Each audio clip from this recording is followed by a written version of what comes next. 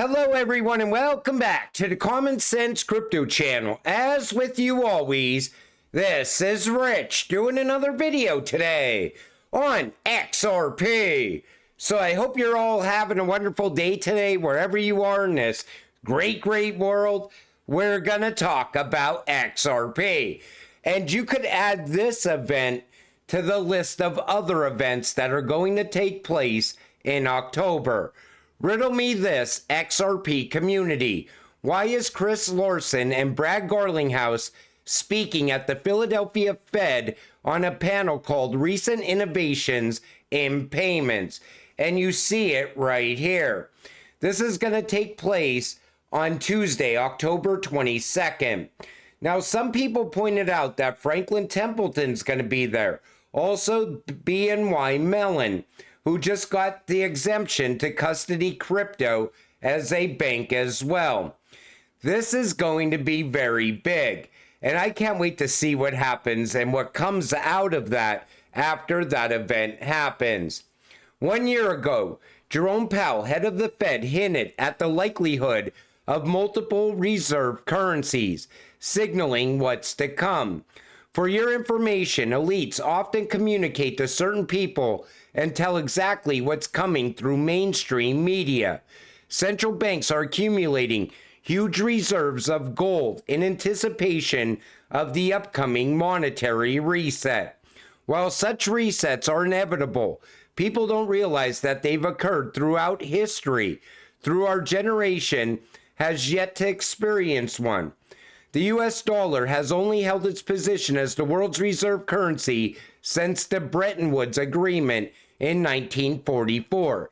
Historically, global monetary systems undergo major shifts roughly every 150 years.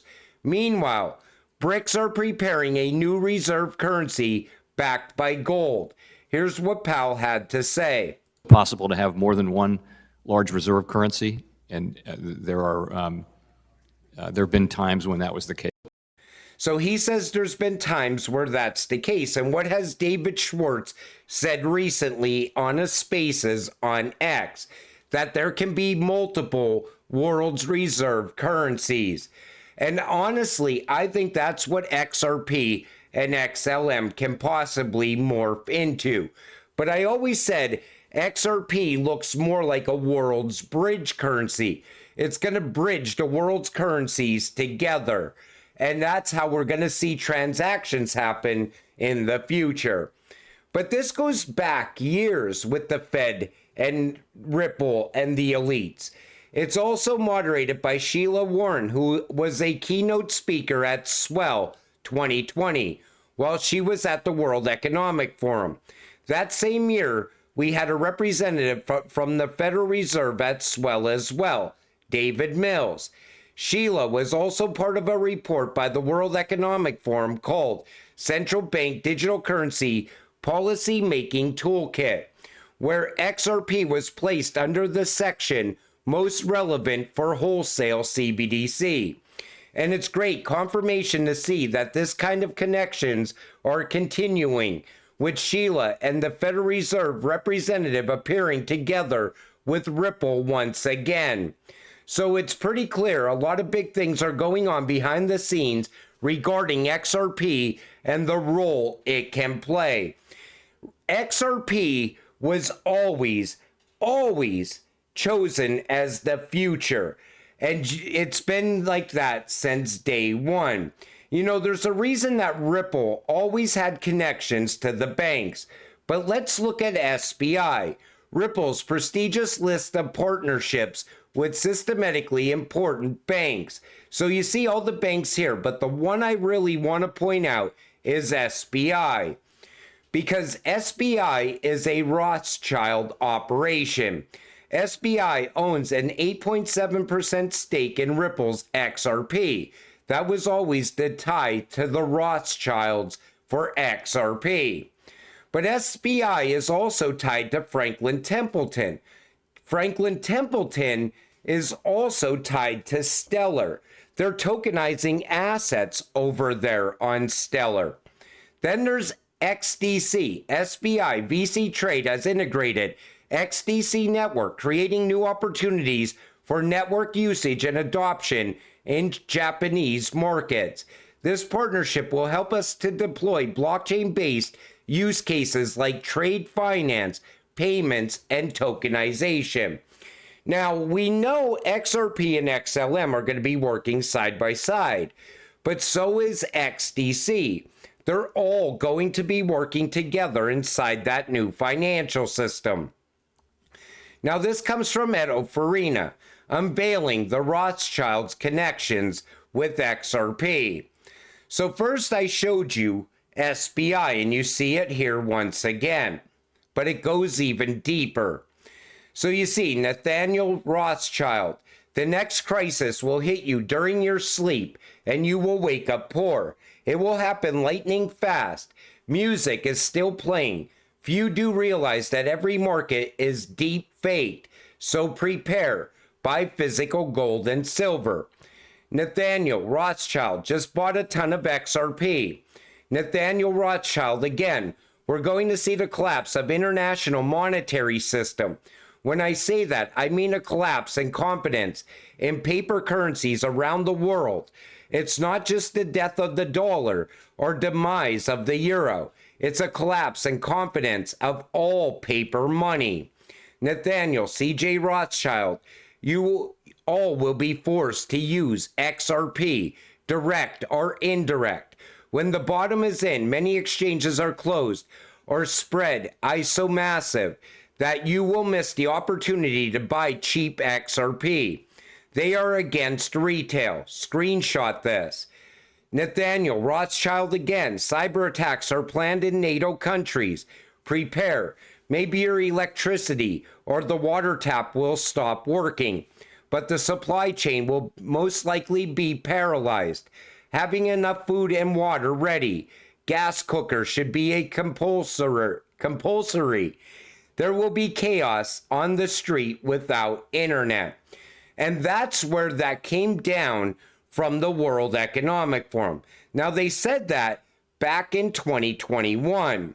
And that's where people always said, expect a major cyber attack leading into the rise of the new financial system. But take notice how they also mentioned XRP.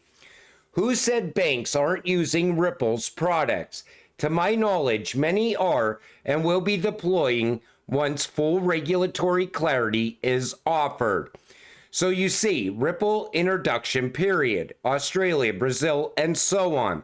And you see the dates. This started in 2014 and went all the way up to 2020. But who was getting Ripple in these banks? What drove these banks to even talk to Ripple back then? Most likely because they already knew that Ripple was chosen above the people, above the banks, the elites. And that's why I always told you, you are investing in what the elites see as the future. And now that those banks were working with Ripple early on, testing out RippleNet, it's going to become so relevant very soon. XRP directly helps with Basel III capital requirements by addressing liquidity challenges faced by the banks. Ripple, through the use of XRP as a bridge asset, allows banks to reduce or eliminate the need for these dormant Nostro accounts. By streamlining liquidity and reducing the requirement to hold large reserves, banks can better meet Basel III's liquidity coverage ratio without tying up unnecessary capital. In simple terms, XRP simplifies the cross-border payments process, reducing the burden of regulatory capital that banks need to hold under Basel III while improving liquidity efficiency. And you already know that liquidity crisis is coming. It's the same reason that the Fed is working with Ripple as well. And this goes back to 2014. A decade ago, Ripple started putting all these connections together with the banks. But it's more relevant today than it was back then. And we are so close to that new financial system. you could already see it coming because it's been built. All the last connections, the remaining connections still need to be put in place. And most of that is around banking the unbanked. All we're waiting on is crypto regulations. Once those regulations happen, that this transition is going to already be like an overnight event because all the testing was done years ago. Whale movement happening in here. 40 million XRP withdrawal stuns top crypto exchange. Now we always see this XRP on the move. So when you see all these exchanges on X saying XRP is about to moon or XRP is going to $1,000 plus, it's because all these exchanges, they already see all this XRP shifting around. They see the demand for XRP as well. And I think that's where a lot of these predictions come from. Now, I'm not saying XRP is going to go to $1,000 in this next run-up. What I see is these exchanges building even more hype for XRP leading into alt season. And we must be getting close because now CZ got released from jail. And he was in jail because he failed to maintain an effective anti-money laundering program. Remember I said AML and KYC, know your customer, is so important at the exchanges. And any exchange that isn't doing this is most likely going to be gone once we see full crypto regulations, which are on the way. They could be put in place at any time. You could wake up tomorrow and all of a sudden, crypto regulations will be put in place. Because I think they already had them drawn up. Because we are going to see global crypto regulation. Same thing with global stablecoin regulations. The US is going to have what MiCA is. And it's going to spread throughout the rest of the world. They're not going to rewrite all of these regulations, is what I'm telling you. And that's why it's so important to not be storing your crypto on the exchanges. Because anything can happen at any of these exchanges at any moment. And don't fall for the scams. I still see people talking to the bots on this channel in the comments section. I'm not sending you a WhatsApp or anything like that. Those people are trying to steal your crypto. Don't fall for it. And even Brad Garlinghouse just the other day was talking again about people falling for that whole idea that Ripple's going to double their XRP holdings. I always tell you, if something looks too good to be true, it's too good to be true. We are too close now for you to lose your crypto. You want to get to the finish line. You want to get that financial freedom. You can't fall for the scams. Keep your crypto safe. You don't buy your groceries at the store and leave them there. Don't buy your crypto at the exchanges and leave it there. Take it with you. Either put it on Zalman or Ledger or Decent Wallet, but get it off the exchanges because no exchange is 100% safe. But what I wanted to show you in today's video is all the ties to Ripple and the elites. And this goes back years. You know, once they seen the RippleNet technology and they seen what XRP is capable of in the banking system, we would not have CBDCs if it wasn't for RippleNet technology and XRP. Because even when every country has a central bank digital currency, they still gotta move those currencies from one country to another. They're gonna need a bridge, a trust layer. That bridge and trust layer is XRP. You want to get financial freedom? You invest in XRP, you sit back and do nothing.